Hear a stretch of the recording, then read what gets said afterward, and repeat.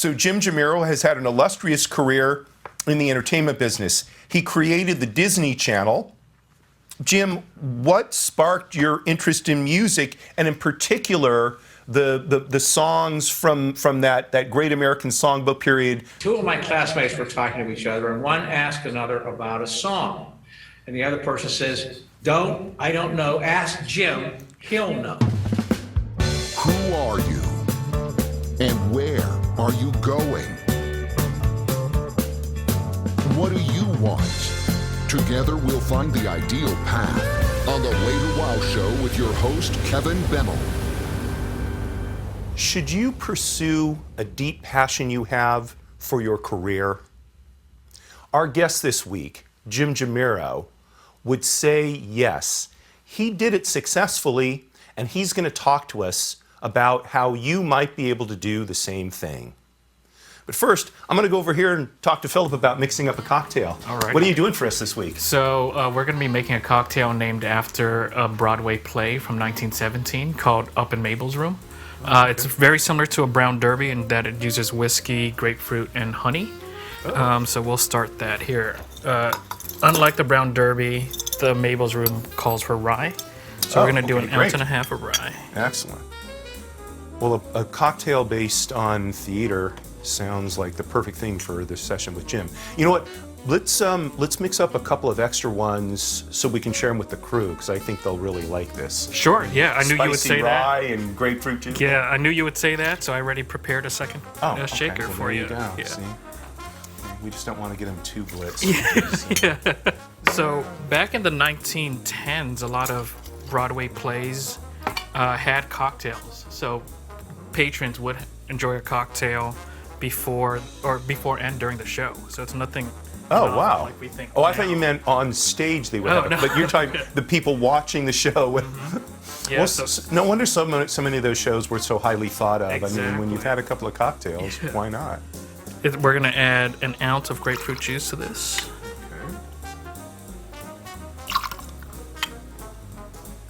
You know, they're doing this supposedly, and they're going to be doing this more in movie theaters now, which should help the movie industry out, I would think. Yeah, absolutely. Who doesn't enjoy a little libation while you're watching something? Yeah, it can make a bad movie tolerable. Yeah.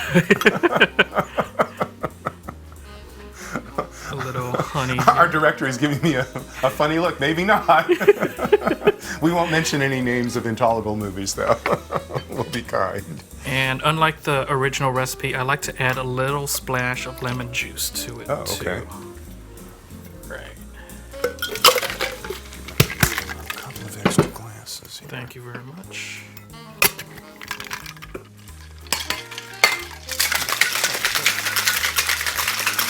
You got the double shaking action. So that's the sign of a true professional bartender. Thank you. People get angry if they're waiting too long for a drink now. That seems to be counterintuitive. You know, you're waiting for a drink, just relax, it'll be there. Exactly. And that is it here.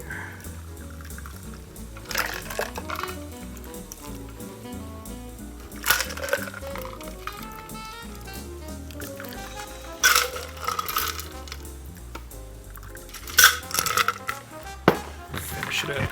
Yeah, just in case they're a little different, you mix them all together, and Exactly. Yeah, just for. or maybe not.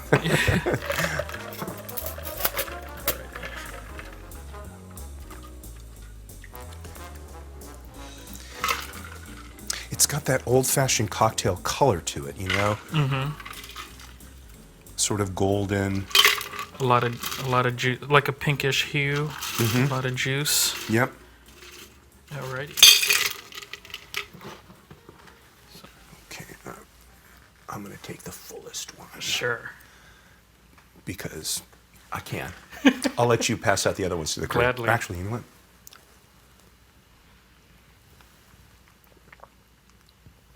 Oh, yeah.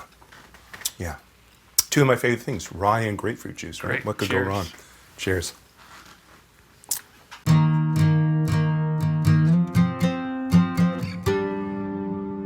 So, Jim, first of all, thank you so much for coming on the show. I really appreciate it. We're gonna get you in studio here, but I don't know. Are you drinking anything special? I got some good purified water here, Kevin. Okay, well, this is Up in Mabel's Room, which was made in your honor, because it was a Broadway show in 1917, right? So here's a toast to you. Bottoms up, Kevin. Yeah, when you first mentioned that drink, speaking of music, I thought you were talking about Mabel. I thought maybe it was Mabel Mercer, because Mabel Mercer was considered to be one of the original great cabaret performers of all time. She was inspired Frank Sinatra and so many other people. And the Cabaret Society in New York is actually named the Mabel Mercer Society after her. Oh, okay. So she's quite quite regarded. in the music world. Yeah, wow. Well, so I'm going to start out. I'm just going to read a short biography of you so our viewers know a little bit more about you. So Jim Jamiro has had an illustrious career in the entertainment business. He created the Disney Channel and, as its first president, brought it to profitability in 2 years through a series of innovations, including interactive programming and the Disney Channel magazine. Jim was also a pioneer in home video, especially as president of Walt Disney Home Video for 6 years, where he launched one of the first direct marketing campaigns. Having started his own company, J2 Communications, in 1991, Jim turned around the National Lampoon brand. Among many, many honors, Jim is a voting member of the Motion Picture Academy, which is the organization that sponsors the Oscars every year. What Jim is here to talk to us about is his lifelong love affair with the Great American Songbook, the music of Cole Porter, Richard Rodgers, Irving Berlin, and so many other legendary composers and lyricists. So I met Jim through his popular lecture series that he presents both at the Beverly Hills Public Library and I guess at the 92nd Street Y in New York. I've never seen you there. It's called Jim J's Jukebox. And that is going to lead me to my first question. So, Jim, what sparked your interest in music, and in particular, the songs from that Great American Songbook period? Well, it goes back to my teen years. When I was a teenager, we all loved music. That was the more normal thing in the world, to love the music of the day. But I knew from the time I was in my teens that I had a very special way of hearing and listening to music. I just did. And I remember a little incident, which I didn't think much of at the time. Two of my classmates were talking to each other, and one asked another about a song. And the other person says, I don't know, ask Jim, he'll know. Now, I'm 13 years old. I didn't understand the significance of that, but why did I have that reputation among my classmates, that among all of them who love music, that I somehow heard it in a different way? So I spent my entire life in the entertainment business, but loving music at the same time. And then my first wife passed away in 1995. She was a singer, wonderful singer, by the name of Jody Donovan. I was shut down at the time. I was not interested in dating. I thought maybe it would be interesting to do something about this music. So I actually called the Beverly Hills Public Library and I said, would you be interested in me doing a lecture on music? And they said, yeah, like, well, why exactly? And so I did it. And they put me in a little room with about 6 people, a little conference room. And now I'm getting about 150 people a night at that lecture. I'm doing cruise ships all around the world. So it goes back a long way, and while I didn't major in music or study music, it's just an evaluation of music. As far as why I like this kind of music, simply because it's to be judgmental about it, Kevin, is because it's better than most other music. The level of sophistication and quality in this music is really without precedent, either before or after, and you're pretty close on the dates. I date the Great American Songbook from about 1915 till about 1960, and I believe that the music was more sophisticated. But I know that the words were more sophisticated because I can speak English. I don't write music, but I can speak English. And when you study those lyrics and look at those lyrics, the craft that goes into those lyrics is absolutely astounding. And it's an interesting thing because many lyrics today are not artful. They're a little bit sloppy. And I think it's an interesting contrast because you hear so many young people in the music business today talking about art. artists. Well, that's only part of the story. The thing that is maybe even more important in a lot of ways is the craft. If you analyze a Cole Porter lyric, the craft that it takes to have 3 successive triple rhymes, it flows off your tongue, but it's really hard to do that. Johnny Mercer, the great lyricist Johnny Mercer, said you have to take pains. You have to take pains in order to get this done. And I appreciate that. I love language anyway. So what I do in this lecture basically is share my passion for this music and help people, even though they already love music, help them elevate their appreciation of the music to another level. And I guess the greatest compliment that I can get from time to time is, gee, I've been listening to this music all of my life, but I never really understood the glory of it, the magnificence of it. Mm-hmm. It's got a long answer. Yeah, no. I mean, it's interesting. If my daughter were sitting here next to me, she would go, "Wait, Daddy, he tells me the same thing that you tell me," because the command of the English language demonstrated by the Great American Songbook is just astonishing. It really is. So, but somehow you transition from that love of music as a teenager. You did get into the entertainment and media business. Was that as a result of your love for music, or how did that happen? You didn't pursue music, but you pursued entertainment and media. So concurrently with that, I love communications. I love anything to do with communications. I love public speaking, advertising, radio, television, film, marketing, anything that had to do with one person speaking to another person or one person speaking to a group. I just loved it. So, and in particular, mass media. And I remember when I was a senior at Penn State, wanting to be a practitioner in radio and television and film, all of the great corporations came to the university to recruit, especially the Pittsburgh corporations, Alcoa, U.S. Steel, Jones and Rockland. They were looking for. I never went to any of those job fairs, none, because I knew that what I wanted to do was go to New York and work for CBS. Now, interestingly enough, when I first got interested in media, because I was in high school plays a lot and on the debate team and announced the football games, I thought I wanted to be like you are, in front of the camera. And I was pretty good at it in my high school, where my graduating class had 54 people in it, not a whole lot of competition. Wow. Then as soon as I got to Penn State, I realized, to be honest with you, I was okay, but I wasn't that good. I wasn't ever going to be, the next Laurence Olivier on the boards. So I transferred that feeling from getting in front of the camera, getting behind the camera, and then the rest is history.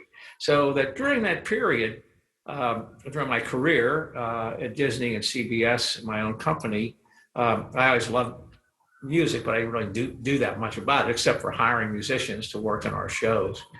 So they were kind of concurrent loves, as a matter of fact, media and music. It seems to me, for a teenager, those are pretty sophisticated self-assessments to make. Did you make those on your own? Did you have counselors or your parents guiding you? What I'm saying? What was more of that process? That's a really interesting question. And the short answer is in those early years, no, I didn't. And the reason I say that is because I was a Broadway musical theater aficionado. I love musical theater.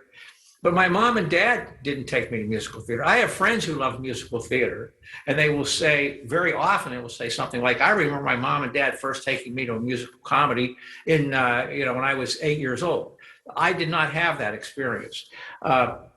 So that I got that on my own. Now, I will say that my mother, did love music, and I can still remember her little radio in her kitchen in Pittsburgh listening to KDKA, was my favorite station. That was a big music station in those days. So I was on my own for all of that. And then I actually ended up taking my mom and dad to Broadway music. Hey, you got to see this, Mom and Dad. And I remember taking them to see shows. I got a summer job at WFIL in Philadelphia. That's where they did American Bandstand in those days. In the summer, between my junior and senior years at Penn State. Well, I was the happiest guy in the world. I was actually working at a big market television station, and I worked for a guy named Bill Mowbray. Bill Mowbray was a great musicologist, just a great one. And he somehow took me under his wing. I admired him so much and I respected him so much that he would say things to me that seemed to be an opinion, but I took them as gospel. So that, for example, Bill Mowbray once said to me, the real secret of the Basie band is the sax section.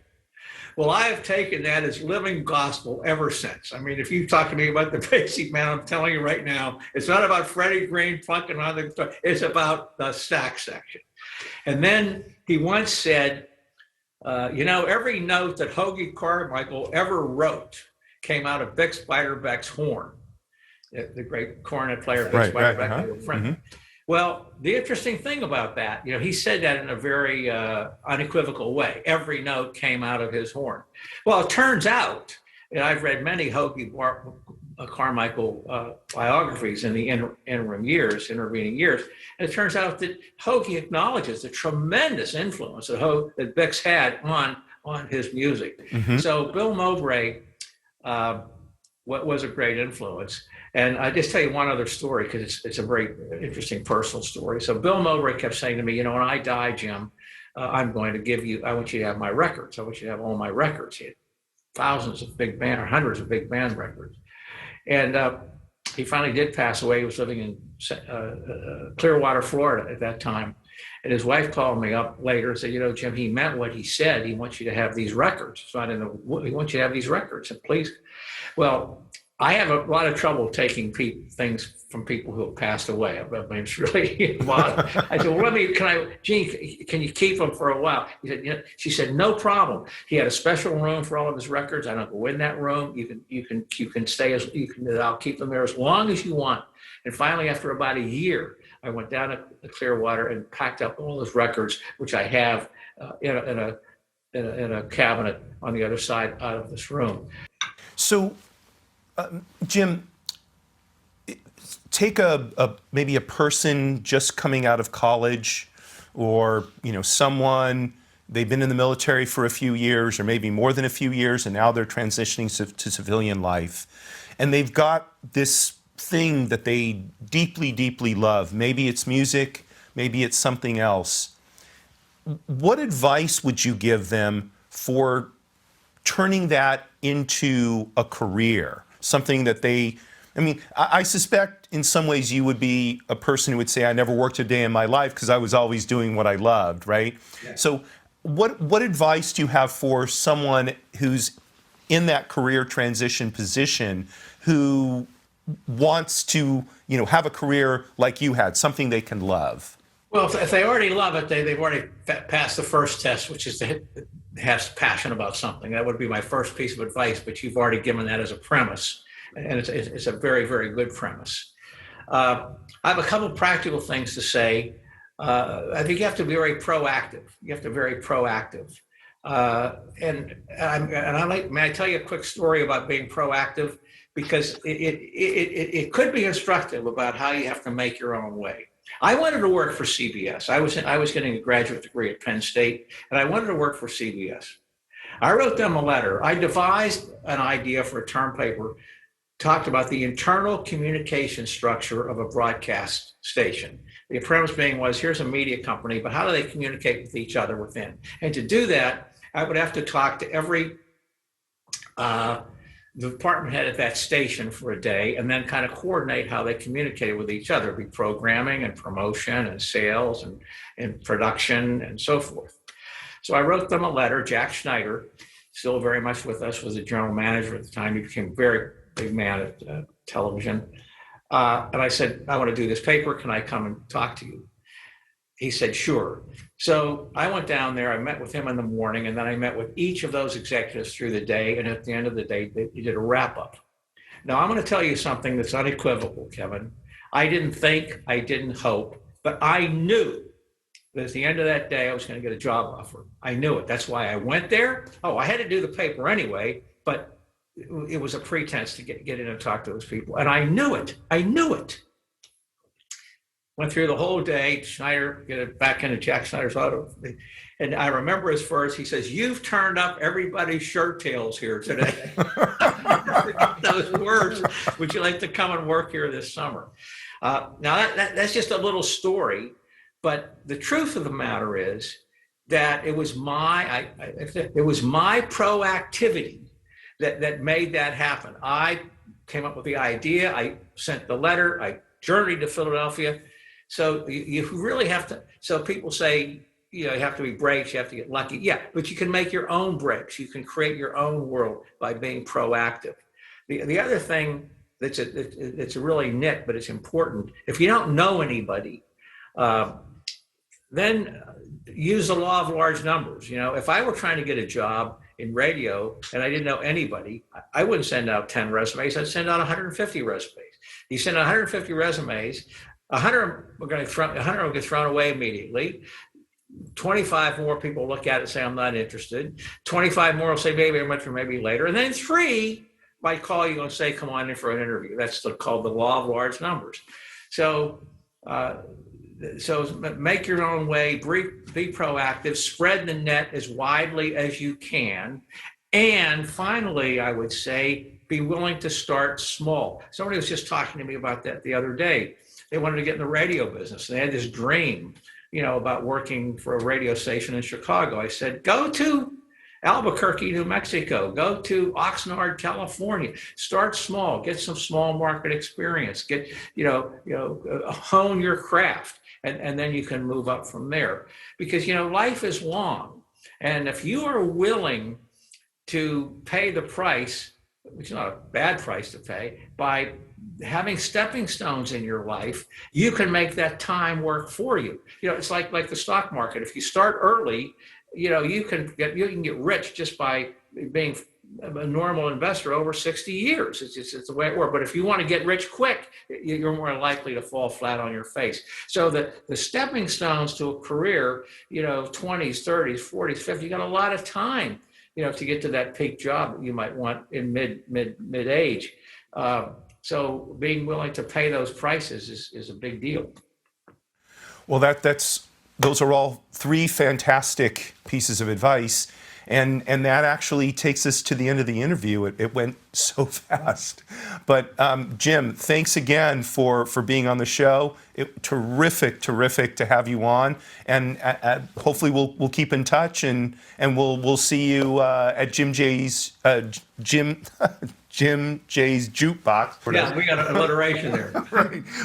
We'll see you there. My next one, Zoom, is on April 28th, a week from Wednesday. Oh, okay. I think I've got it on my calendar, so I'll see you then. Yeah. Sounds great. Thanks so much, Jim. Kevin, I enjoyed it very much. Thanks for having me. That's our show for this week. Thinking back to the advice that Jim gave about finding a job, doing something you love, be proactive. I mean, it's amazing, right? To put together a whole paper and then have the chutzpah to contact somebody in the field and say, "I want to talk to all your executives about this." But look, it got him in the door, and we can all do that. And then plan out the steps, right? We're not going to start at the top. We're probably going to start at the bottom, but if we have a plan on how we're going to progress, we can get there. Speaking of guests, if you found your way to wow in one of the realms, go to thewaytowowshow.com and drop us a line. Let us know you'd like to be a guest. Maybe you'll be where Jim was sometime further into the season. Courage at all times, my friends. Marie, you're still my belle.